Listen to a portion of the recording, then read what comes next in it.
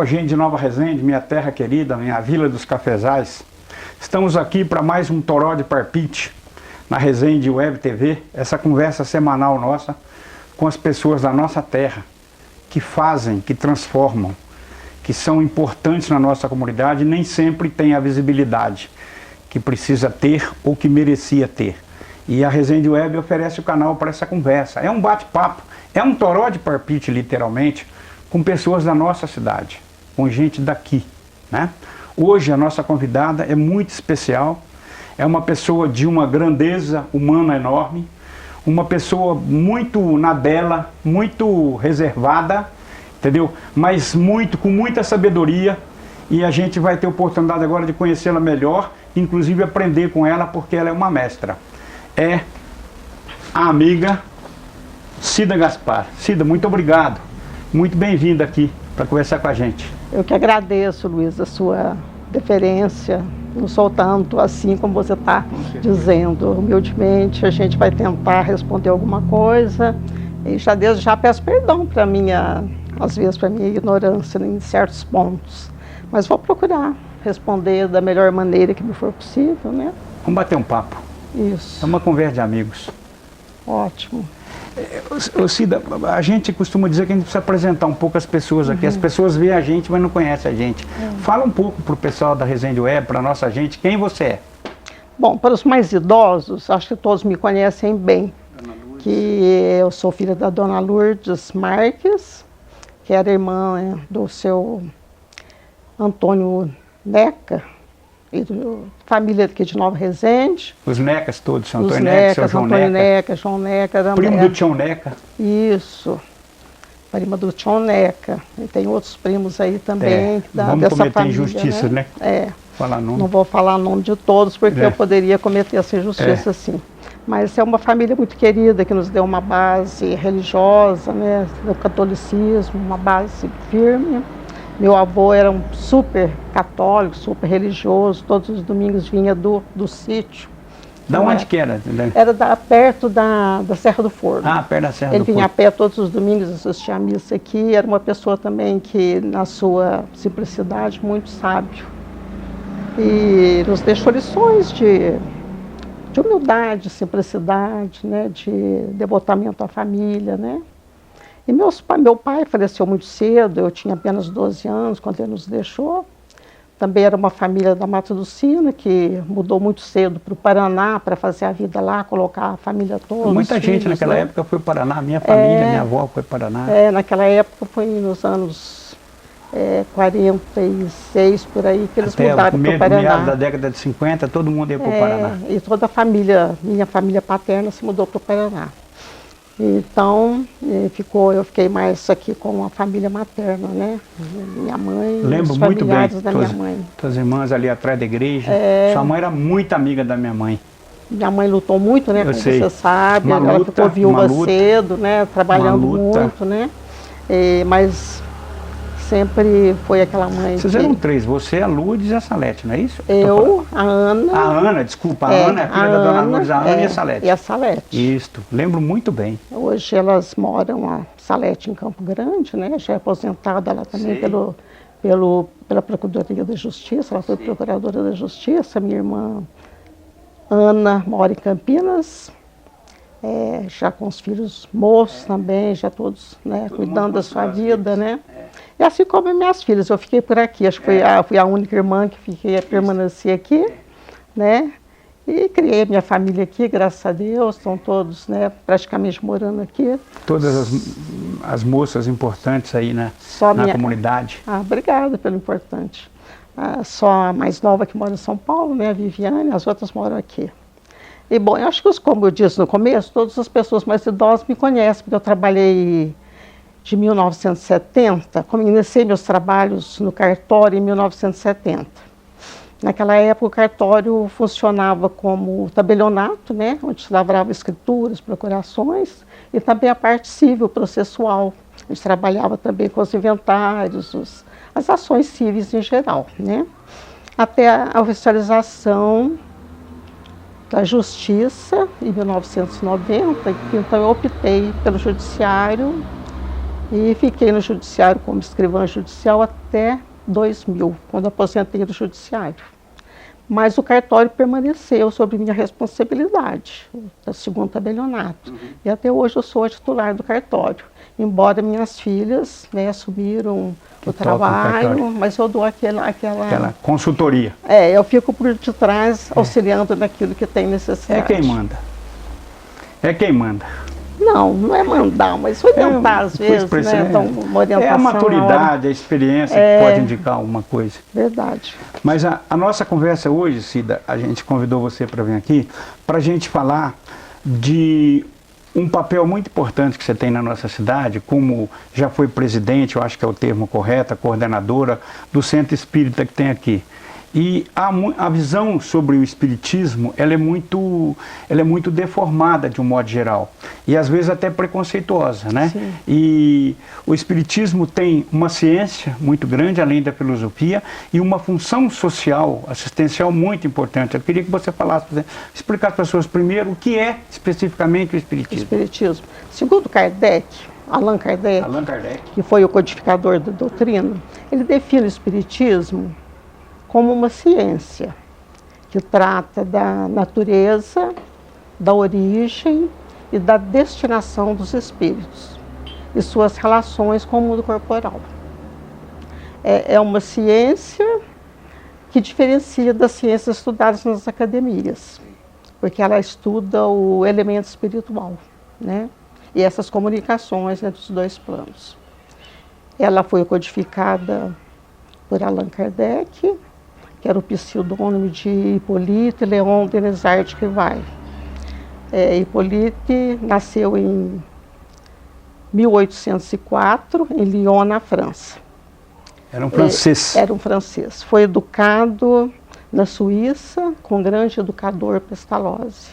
Ele foi educado com Pestalozzi? Foi educado com Pestalozzi. E sempre se distinguiu como um aluno exemplar. Ao terminar os seus estudos, ele retorna a Paris, né? E lá ele começa a trabalhar como educador. E lançou várias obras na educação. Várias obras pedagógicas que foram muito bem aceitas no meio, né, escolar. E foram várias obras mesmo. Ele era um homem culto, falava 7 idiomas, era um poliglota. Um aluno do Pestalozzi. Um aluno do Pestalozzi. E ao ouvir falar das mesas girantes, que foi um fenômeno da época, nos anos 1850, antes, 1840 e qualquer coisa, surgiram esse fenômeno das mesas girantes, ou mesas falantes, século XIX. E ele tomou conhecimento daqueles fenômenos e achou no começo, ele analisou como se fosse um magnetismo. Ele era um magnetizador também. Mas, ao participar de alguns eventos dessa espécie, ele verificou que tinha uma inteligência por trás daquilo tudo. Então, ele atribuiu que aquela inteligência seria vinda dos espíritos, do plano espiritual. E começou a pesquisar. E daí surgiu, então, a codificação da doutrina espírita. Ele publicou em 18 de abril de 1857 o Livro dos Espíritos, que é a base da doutrina espírita. É o primeiro livro. A Bíblia, vamos dizer assim. Ali contém todas as questões, são 1019 questões, que nos esclarece a respeito da doutrina, nos esclarecem sobre o que é Deus, esclarece sobre o elemento espiritual, sobre a nossa vida aqui no plano físico, no plano espiritual, como espíritos que somos, né? E é um livro assim que é a base de tudo. E desse livro, depois ele complementou essa obra, explicando melhor, em mais 4 livros. O livro dos médiuns, que contém as orientações teóricas sobre as manifestações com a espiritualidade. O Evangelho segundo o Espiritismo é uma explicação das máximas do Cristo, explicadas de maneira que todos nós possamos entender, sem fugir dos ensinamentos.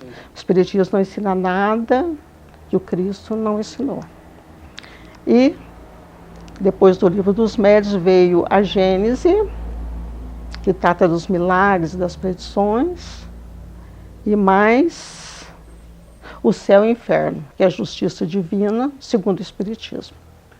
Então são essas 5 obras que formam Compõe o Pentateuco, a literatura básica do Espiritismo. básica do Espiritismo. E também durante toda a sua vida ele publicou a partir de 1858 a Revista Espírita, que era uma publicação mensal, até seu desencarne em 1869. Ele publicou essa revista. Aonde que se localiza a confusão com a questão da religião? Da Porque religião? o Espiritismo é uma religião? Não. Ou é? A questão é a seguinte, por ser tido como uma doutrina filosófica, científica, há um certo entendimento de que não é uma religião. Sim. Mas é uma religião pelo seguinte, nós estudamos o Evangelho de Jesus, nós estudamos os ensinamentos do Cristo, nós procuramos praticar, né, que é difícil hoje, há 2000 anos que o Cristo esteve aqui, nós não praticamos a doutrina do Cristo, né? E ele diz para nós que ele era o caminho, a verdade e a vida. E nós ainda estamos longe de entender com clareza esses ensinamentos. E a doutrina espírita nos explica com detalhes, com orientação, principalmente, geralmente, Kardec ficou com as leis morais dos ensinamentos de Cristo. E ele explica de maneira, além de transcrever os versículos, ele explica cada versículo e depois vem a explicação que foi dada pelos espíritos naquela época, por espíritos superiores, né? Que assinam o livro dos espíritos logo na primeira edição, são espíritos que ditaram, Kardec perguntava, eles respondiam através dos médios, foram diversos médios na época, ele respondia, a espiritualidade respondia às questões que ele propunha. Então, entre esses espíritos estava São João Evangelista, Santo Agostinho, São Vicente de Paula, Fênelon. São muitos na história. Sócrates, tem muitos Platão. momentos que a religião católica, né, tem personagens da religião católica que estavam envolvidos com o espiritismo. Inclusive muitos santos, né? Isso que você está dizendo, por exemplo. Desencarnados, eles transmitiram os ensinamentos, né? Sim. Tudo sobre a regência do Espírito de Verdade. Sim. O Espiritismo também trabalha muito com base em ciência, né? Ele tem um porque lastro... a própria pesquisa é científica, né? Do ser espiritual, o lastro é cientificista, né? O lastro é cientificista. É científico. E a filosofia e o Espiritismo nos explica de onde viemos, né? Para onde nós vamos, o que nós estamos fazendo aqui, por que nós estamos aqui, né? Neste momento. Explica o porquê do sofrimento, né? Então, é uma doutrina filosófica, né? O ser humano encontra muita explicação, né? Encontra. Eu encontrei muita explicação para minhas dúvidas na doutrina espírita. Todos os espíritas ou todos os centros espíritas são kardexistas? Ah, sim. Na verdade, só que explicar que o espiritismo e espírita são termos cunhados por Kardec, né? Ele que criou esses dois termos para fazer uma diferença. E havia antes uma definição, um outro nome? Não tinha. Porque a doutrina espírita foi codificada por Kardec, né? Sei. Não existia a doutrina espírita Ele codificou. Ele codificou a doutrina. Tem que ficar bem claro que ele não é o fundador da doutrina. Sei. Ele não criou nada. Ela é muito antiga, muito antiga. Espíritos que trouxeram para ele esses ensinamentos, né? Através da mediunidade. Então, ele não foi o fundador da doutrina. Tanto é que ele usou esse pseudônimo de Allan Kardec para fazer a diferença entre os livros que ele já havia publicado e os livros que ele era apenas um codificador, né? Não era uma concepção dele, mas uma concepção da espiritualidade. Existe no... Agora, aqueles que se dizem espíritas são os que seguem a codificação, né? São os que realmente procuram manter aquela pureza, a simplicidade dos ensinamentos espíritas. Se fugiu da codificação, não pode ser chamado de espírita, né, Luiz? Se você não obedece uma doutrina... você tem que obedecer a doutrina. Claro. Né? E você tem que respeitar, se existe uma estrutura básica e você aceita aquela estrutura, você tem que viver sob a égide daquelas. Isso que nós procuramos fazer, manter a pureza doutrinária, né? Você falou uma coisa muito importante sobre simplicidade, né? Eu acho que uma coisa que cerca, que envolve os espíritas é humildade e simplicidade, né? São duas... E honradez, né? A gente chega à conclusão de que Não tem por que você querer ter orgulho, se sentir maior do que o outro, né? A gente vê que nada justifica, né? Temos que viver com simplicidade, com humildade, procurar ser mais úteis o possível, né? Servir ao próximo, né? Aquilo que o Cristo ensinou, a amar a Deus sobre todas as coisas, ao próximo como a si mesmo. O ensinamento dois ensinamentos lindos são de amar ao próximo e de perdoar, né? Até de perdoar, perdão, né? É importante, a indulgência para com as imperfeições do outro, porque também nós precisamos da indulgência do outro, né? Quem de nós pode dizer, eu sou perfeito, né? Onde existe uma corrente no Espiritismo que é uma corrente muito intelectual, vou usar o termo, não pode ser isso, mas de estudo, né? Que aprofunda estudo. Que são pessoas que estão envolvidas no estudo especificamente, né? Formam nessa linha, não tem isso? Tem. Mas mesmo nessa linha que fica no estudo, tem um intercâmbio. Não, porque ele é a base, eu estou dizendo que eu quero chegar que existe o estudo, né? Sim. Isso em nenhum momento se perde a conexão com a questão do espírito, do espiritismo, né? Não. E tem uma outra linha que é muito de receber... Só das manifestações, dos fenômenos, né? Aonde se separa, onde mistura, ou existem as duas coisas? Na verdade, Luiz, existem as duas coisas. Sim. Mas para que a gente possa exercer a mediunidade com segurança, é preciso um preparo prévio, sabe? As casas espíritas sérias geralmente oferecem aos frequentadores, aqueles que procuram, que querem servir de médios, o que tem o dom já, que já tem a mediunidade aflorada, as casas espíritas oferecem um curso para a formação dos médios. Então, para que a gente tenha segurança, porque uma reunião mediúnica é uma reunião séria. Aí né? entra o estudo, né? Aí entra a formação. Para você ter conhecimento que está ocorrendo, né? Então, exige estudo para a gente ter o conhecimento, como ocorre, por que ocorre, né? O que está por trás de tudo aquilo. E a formação do médium é muito importante, principalmente o lado moral, né? Porque a mediunidade, Luiz, eles falam, sempre existiu. Desde que o homem é homem, a mediunidade sempre existiu, né? O Espiritismo não, o Espiritismo foi cunhado, foi codificado em 1857. Mas a mediunidade sempre existiu, desde que o homem é homem. Porque é da natureza? É da natureza humana, faz parte da nossa organização fisiológica, como todos os outros, os nossos sentidos. Só que nos ela é mais aguçada, é mais, né? Nós dizemos os médios de efeitos físicos que provocam fenômenos físicos, né? Que no caso das mesas, mexer, movimentar, né? Fenômenos físicos. E os fenômenos intelectuais, que ficam mais com a psicografia, com a psicofonia, né? Com a pintura mediúnica, né? Uma série de situações e que fica mais na parte da mediunidade intelectual, né?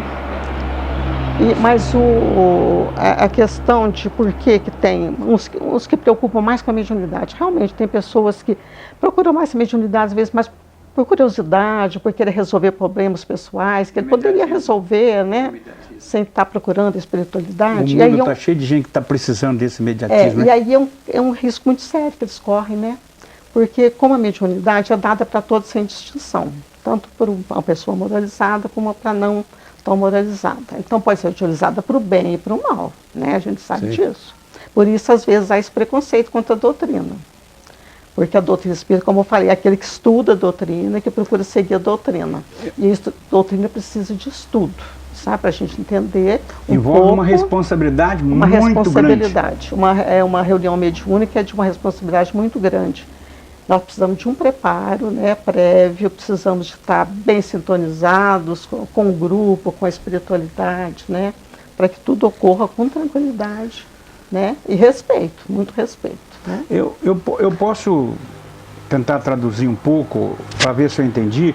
Quer dizer, o que você precisa ter, se você vai consultar um médico, esse médico passa por uma formação enorme para te atender. Ele tem curso, especialização, quer dizer, e a formação do ponto de vista do conhecimento, da filosofia, do aspecto da ciência, o médium precisa ter essa formação também. Essa formação é da organização responsável da doutrina, né? É do conhecimento, tem uma responsabilidade muito grande. Não sei se eu entendi bem isso. Sim, não é isso mesmo. Nós, as casas espíritas sérias, temos uma responsabilidade com seus frequentadores. Aqueles que querem realmente seguir a doutrina, nós convidamos para o estudo. Mas muitos vão apenas para resolver um problema momentâneo, né? Para receber um passe, ouvir uma palavra de conforto, que muito auxilia também, né? Mas é preciso de entender, para que realmente é mais profundo, possa ser chamado de espírita, é preciso estudar e aprender. Né? Eu já vi em literatura e alguma pesquisa de curiosidade que o processo do espírito, não sei se você vai dizer, é que ele que se apresenta, quer dizer, às vezes há um conflito com esse negócio de convocar o espírito. Isso procede de ser assim mesmo? Que o natural é mais que ele se apresente? É por esse processo? Atualmente nós não costumamos fazer evocações no meio espírita sério. No tempo de Kardec ocorria evocações porque ele estava estudando a doutrina, né? Era uma ciência que estava iniciando e ele precisava daquele intercâmbio. Então havia uma evocação de espíritos, sim. Mas atualmente não. Os centros espíritas sérios não costumam evocar espíritos. Agora, nós temos que ter em mente o seguinte: o nosso pensamento, às vezes, é uma evocação para um ente querido. Nós estamos pensando num ente querido, com saudade. É uma evocação que nós estamos fazendo, porque o nosso pensamento é uma força muito grande, né? Ele tem ondas que atingem o infinito, a energia humana é muito grande. Então, nós podemos estar em contato, às vezes não ostensivo, mas podemos estar em contato com entes queridos que nos precederam. E você falou uma coisa muito interessante que eu tomo a liberdade de querer aprofundar um pouco mais. Eu acho que, como a gente está hoje, as pessoas estão impacientes, estão arrogantes, estão apressadas, querendo solução para agora, para amanhã, rapidamente. Isso provoca uma busca maior desse processo da comunicação espiritual, né? E por outro lado, mais cobrança de resposta também é um problema, né? Porque não é dessa forma. Estou falando alguma bobagem aqui ou é isso tudo? Não, é isso mesmo. E acontece assim, as pessoas procuram muito para resolver seus problemas, né, imediatistas, né? E existem muitos centros ditos espíritas que oferecem, né, as reuniões mediúnicas abertas ao público, né? Então as pessoas comparecem querendo resolver seus problemas de enfermidades ou de financeiros, né, querendo resposta para, às vezes, coisas até sem grande importância, né? Importância para a pessoa. Para a pessoa, apenas para a pessoa, mas que, na verdade, não tem um interesse geral, né? Porque a meta do espiritismo é o esclarecimento da humanidade em geral. A visão é coletiva, né? É coletiva. Não é individual, né? Não é. Uma outra coisa, o espiritismo, a doutrina cura, ela tem capacidade de cura? Isso também existe? Nós não prometemos cura para ninguém. Isso, muito importante. Ouviram? Nós não prometemos. É o seguinte, a gente orienta. Alguém vai, eu quero vir para tomar um passo, porque eu não estou bem e tal. Então nós esclarecemos. O Evangelho, que nós estudamos, tem as reuniões públicas, tudo do Evangelho. Tudo é lastreado no Evangelho. Tudo. Estudamos o Evangelho, aplicamos o passe, que é uma transmissão de fluidos, tanto do médium passista como da espiritualidade.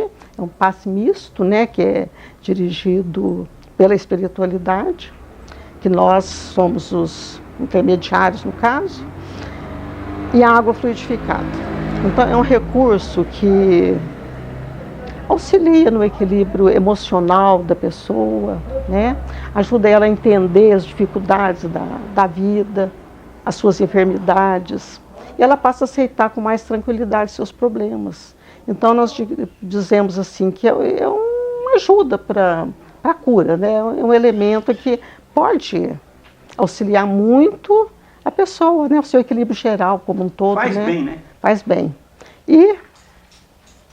E no caso, nós não prometemos a cura, né? Mas pode ocorrer. Quando a pessoa recebe um passe, que ela está confiante de que algo vai ocorrer, que ela é merecedora daquela bênção. Ela vai confiante e a espiritualidade atende a ela. Se ela tem méritos, né, ela vai ser atendida. É aquilo que Jesus dizia: a tua fé te curou. Vai e não peques mais. E você falou em Jesus, uma coisa muito importante. Também, do ponto de vista do registro histórico, o espiritismo é anterior ao cristianismo, né? Nós vemos os profetas eram médiuns, né? Lá no Velho Testamento. Os profetas eram médiuns, né? A aparição a Maria na concepção de Jesus foi um anjo que apareceu para Maria, o anjo Gabriel, né, dizendo que ela ia ser mãe. A Isabel antes. Isso, né, é um ato de era um mediunidade. intercâmbio, era uma mediunidade. Ela tinha esse dom de ver o espírito, né? Porque o que era o anjo? É o espírito, né? E Isabel também concebeu, né? Depois de idosa, o anjo vem e anuncia que ela ia ser mãe. E seu marido, inclusive, duvidou devido ao estado já avançado de idade dos dois.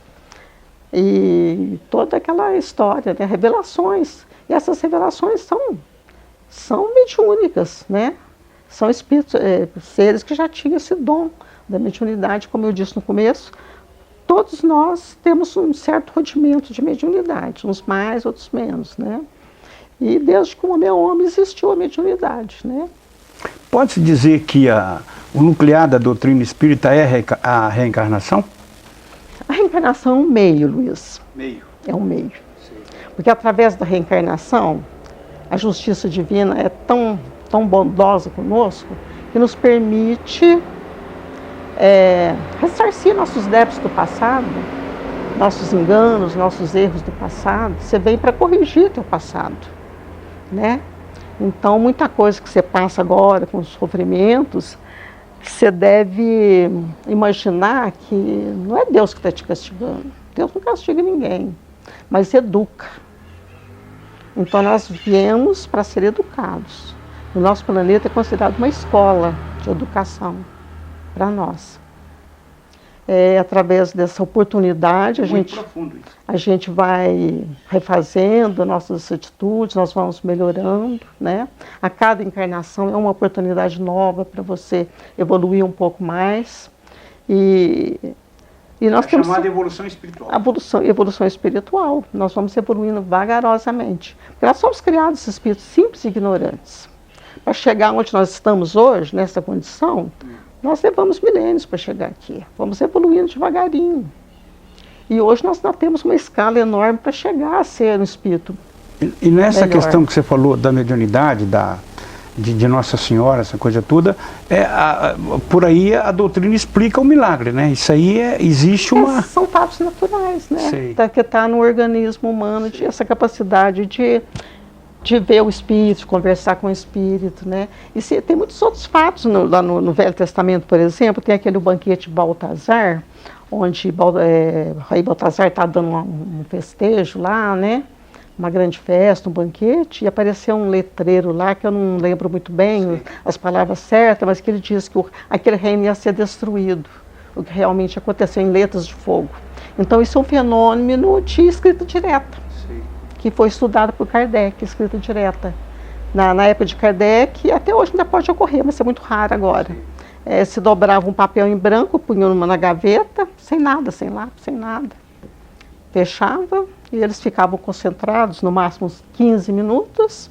Ao cabo desse tempo eles abriam, olhavam, às vezes tinha alguma palavra, às vezes um trecho todo escrito.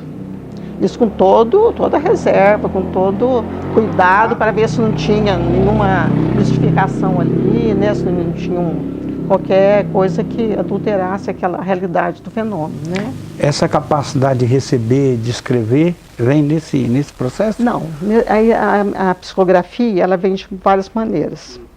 Tem um médium psicógrafo inconsciente, que é muito raro. Ele, então, o espírito vem como se pegasse a mão dele e escrevesse. Geralmente ele não tem consciência do que está escrevendo. Aí já tem um médium consciente que, à medida que ele vai escrevendo, ele vai sabendo, né? Já vai tendo consciência do que ele está escrevendo. E tem um médium intuitivo, que a maioria hoje em dia é um médium intuitivo. Ele recebe a intuição do espírito, ele vai passar para o papel com seu estilo, com sua maneira de escrever, sabe? Vem aquela mensagem e ele... É igual você conta uma história para alguém, Sei, depois, né? a história até... Quando vai redigir aquele relato. Qual a importância do Chico Xavier? Ele teve uma importância muito grande, né? Ele deixou mais de 400 livros psicografados para nós, né? É muita coisa, né? E foi uma vida toda de sacrifício, desde que ele nasceu, porque ele era médio, desde pequenininho, né? A mãe dele faleceu, ele tinha 3, 4 anos, ele conversava com ela. E era castigado por isso, porque quando maiorzinho ele era sacristão, ele viu os espíritos. Foi muito perseguido, sofreu muito. Sofreu muito em Pedro Leopoldo. Sofreu o vigário, que era muito amigo dele, então era coisa do demônio, você tinha que rezar tantas Ave Maria, tantos Pai Nosso de joelho, né? Aquilo era um sofrimento para ele. E o pai, né, que falava, você não viu espírito, coisa nenhuma, e batia mesmo, né? Então ele sofreu muito. Depois teve uma vida difícil mesmo, financeiramente, pai pobre, né? Ele lutou, e sempre trabalhando desde generoso, criança, né? Muito generoso. Trabalhando desde criança. E ele foi conhecer realmente a doutrina espírita aos 18 anos. Um casal que... Eles foram buscar esse casal porque uma irmã dele estava perturbada e não tinha nada que solucionasse. Eles ficaram sabendo um casal que conseguia minorar a situação, o casal Perácio. Eles foram procurar esse casal, que foram até onde eles moravam, me esqueci agora, a terra do Chico. Pedro Leopoldo? Pedro Leopoldo. Foram até Pedro Leopoldo e ficaram lá algum tempo e conseguiram minorar aquela situação da irmã do Chico. E ensinaram, então, apresentaram a ele os livros da codificação. É aí que ele começou a estudar a doutrina. Eu tive a honra de receber uma homenagem, uma comenda. O Chico Xavier não pôde ir, mas foi para ele o filho dele que recebeu. Eu também recebi nessa mesma ocasião. Estava a irmã Dulce, estava a Fernanda Montenegro, estava o Almir Klink. Eu fiquei muito orgulhoso de estar assim, foi muito legal. Foi da Legião Brasileira LBV, acho que Legião Brasileira de Boa Vontade, ou não sei, é da LBV. Eu recebi lá em Brasília uma vez. Sua família pratica espiritismo? Como é que é isso? Não. Meus pais eram católicos, eu também fui católica, né, até uns 30 anos atrás. As minhas filhas aceitam a doutrina, né, até procuram entender, meus netos também aceitam a doutrina, mas não praticam não frequentam, sabe? Leem quando podem, estão lendo. Como todos nós católicos. Costumam ler, né, literatura e tal, mas não praticam não, sabe? Mas você se comunica com teus entes queridos que já desencarnaram, essa expressão? Não é frequente não. Não, sei. Mas eu já recebi da minha filha 4 cartinhas. Isso dá um consolo muito grande para a gente, né? Deve ser um conforto maravilhoso. Eu já recebi 2 cartinhas dela, lá no Centro Espírita Recanto Chico Xavier, lá em Guaxupé, que é um local, a cada 15 dias tem um evento, que são vários médios, que psicografam mensagens. Então as pessoas comparecem, dão os nomes, né? E enquanto faz uma palestra, os médios vão lá psicografando. A gente tem conhecimento de quem sejam os médios, para evitar esse estrelismo aí com certos médios. A gente nem sabe quem são os médios. E eu recebi 2 cartinhas dela lá que muito me confortou. E que ao ler a gente sente a autenticidade, né? E aqui na nossa casa também eu sempre recebo algum recadinho e já 2 psicografias aqui também. Qual o alcance social hoje do centro espírita ou de vocês de Nova Resende? Vocês têm ações sociais? Vocês não gostam de falar? Atualmente nós não temos uma ação social, não, né? Uma ação beneficente, não. Nós já tivemos no passado, a gente fornecia sopa para as crianças 2 vezes por semana, festinha de Natal com presentes, mas depois as próprias crianças foram sumindo, sabe? Diziam, não vi mais porque o pastor falou que não pode e tal, então por fim tinha muito pouca procura, aí nós achamos melhor encerrar, né? Mas a gente é aquilo, você fica sabendo de alguém necessitado. Vocês fazem campanha todo dia, né? Se nós sabemos de alguém necessitado, a gente procura fazer uma ajuda, né? Um remédio, um alimento. E aqueles que nos procuram, a gente procura atender, né?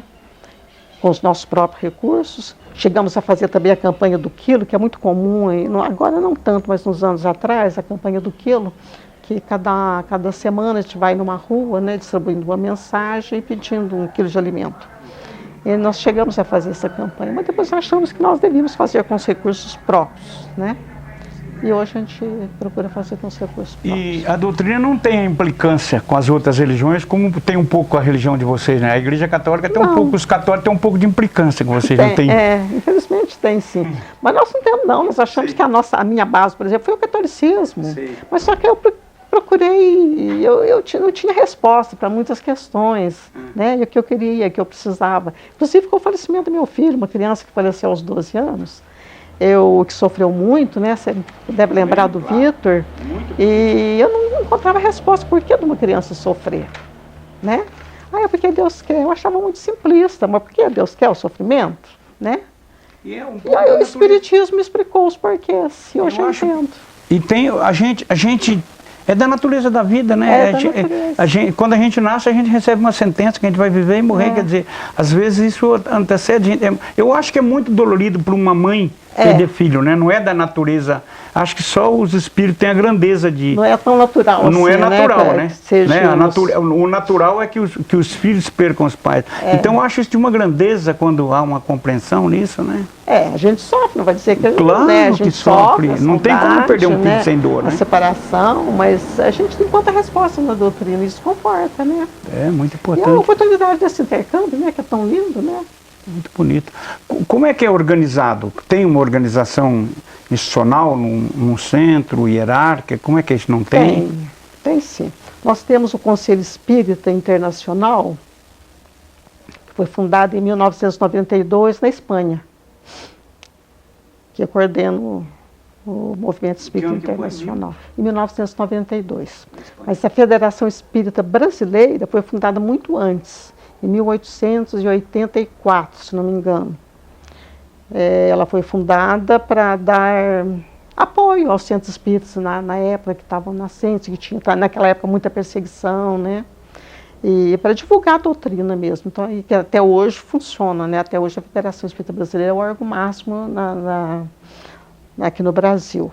Temos também aqui em Minas a União Espírita Mineira. Temos o Conselho Regional Espírita com sede em Poços de Caldas. E temos as alianças municipais espíritas, né, que são os centros espíritas do município se congregam, né, para juntos planejarem, né, e tem até o Conselho Municipal. E nós estamos filiados à Aliança Municipal Espírita de Muzambinho. Foi o senhor Lincoln que fundou aqui o nosso centro, né, em 1982, se não me engano. Ele que fundou aqui, e desde então nós ficamos vinculados à Casa Espírita Eurípides Barçanufra de Muzambinho. Eles sempre nos auxiliaram bastante, eles nos auxiliaram qualquer dúvida que eu tinha. Eu comecei lá, quando eu comecei era um grupinho muito pequeno, e a gente tinha dificuldades, né? Aqueles que fundaram o centro tinham mudado, que era ele próprio, o seu Lincoln, com a esposa, e outros trabalhadores do Banco do Brasil, que também eram espíritos, que mudaram. A Isméria Prado, que ficou mais tempo, mas também mudou com o marido, que tinha bastante entendimento. Nós ficamos meio órfãos aqui. E o seu Lincoln, sempre que a gente precisava, a gente ligava e nos orientava, né? Então, foi sempre nos deram muito apoio. E até hoje, se precisar, eles estão prontos a nos dar apoio. É possível estimar quantos espíritas tem em Nova Resende? Assim? Simpatizantes são muitos, que a gente sabe. Mas espírita mesmo, praticantes são poucos.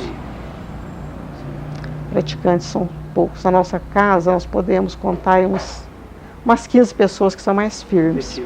Efetivos que participam. Inclusive, nós estamos com um grupo de estudo de mediunidade agora, que está bastante frequente e que está sendo muito útil, né, para pessoas novas que têm uma mediunidade assim, bastante aflorada e que estão querendo exercer essa mediunidade, estão participando. E está sendo muito gratificante para nós. Mas eu quero frisar que a doutrina espírita é o cristianismo redivivo. E não faz mal para ninguém. Não, a gente só procura entender os ensinamentos do Cristo, né? Procura praticar os ensinamentos do Cristo, que resume no amor a Deus, no amor ao próximo, né? Na caridade, né? E essa crença da imortalidade da alma, que é tão importante para nós, né? Saber que nós não vamos ser condenados eternamente, nós vamos ter chance de refazer nossas condutas através da reencarnação, né? Acho que isso tudo consola muita gente, né? Você vê, por exemplo, um ente querido envolvido com certos vícios, ou aquilo que a gente acha a que droga não está que está tão violenta hoje em dia. A droga tão violenta hoje em dia, a gente pensa nesses jovens, invadindo, né? destruindo casas, a gente famílias. pensa que eles vão ter chance, né? Eles não vão ser condenados ao inferno eterno, né? Eles vão ter a chance de refazer suas existências, né? Mesmo que demore milênios aí, desse vai e vem, né? Nós vamos reencarnar tantas vezes quantas forem necessárias, até a gente alcançar aquele aperfeiçoamento compatível com a nossa condição humana, né? Porque perfeição absoluta só Deus, né? Gente, depois dessa aula de sabedoria, de equilíbrio, de esclarecimento e da forma boa, doce e mansa que a Dona Cida falou com a gente, eu quero agradecer a Dona Cida, muito obrigado, que coisa boa. Eu que agradeço, Luiz, pela que oportunidade. Coisa boa, que eu conversa que agradeço boa. muito essa oportunidade. Só lamento não estar com uma capacidade assim, de expressar de melhor maneira, explicar melhor, porque eu tenho minhas dificuldades, minhas limitações, inclusive para falar assim, como eu estou falando aqui agora. Muito bom, foi maravilhoso. Né, mas que as pessoas entendam que a gente está à disposição para atender alguém que queira algum esclarecimento, né?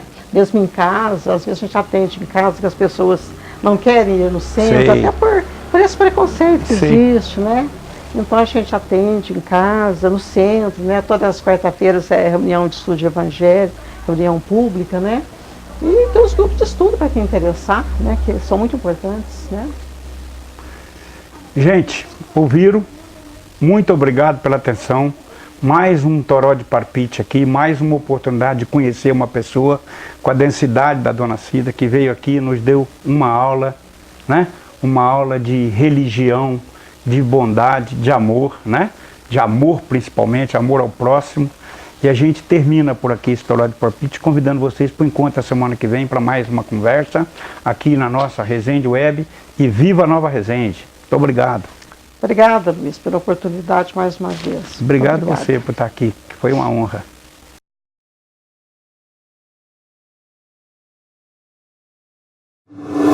Resende Web TV, cada vez mais perto de você.